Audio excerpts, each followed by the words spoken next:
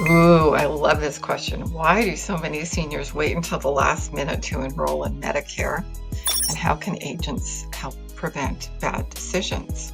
Well, I think I did in another video that people just space, like they kind of just go to Mexico, or they leave the country, or they are moving, or they're playing with their grandchildren, or they're just enjoying their life. And I've even had one client that forgot she was 66, and that was terrible. So actually, after her, what I've done now is, of all of my book of business, I call my clients that are turning 65. Typically, I'll call them when they're 64 and say, hey, next year you're turning 65. And guess what? We get to save lots of money.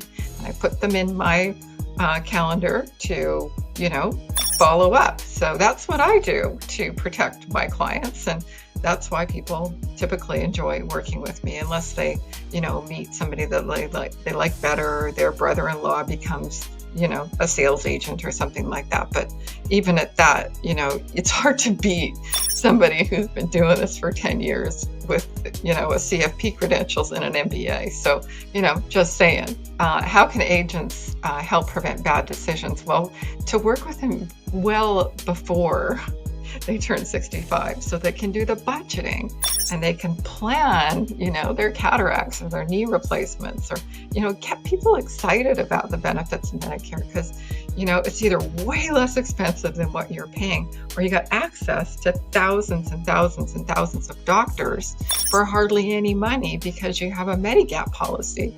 This is the one time that getting old is actually kind of exciting, So I get excited for my patients because they've been putting off, colonoscopies or mammograms or knee, blah, blah, blah, pain management. They've been putting it off because they've had problems. So when people come and see me, just like most other seasoned agents, brokers, right?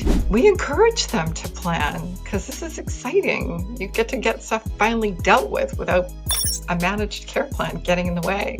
Develop a strategy that is able to be pivoted. I pivot my clients typically almost every year because their needs will change, and I invite my clients to come back as often as they need. So get a relationship with somebody that you know and you trust and isn't all serious and salesy about this stuff. So that's my suggestion. All right.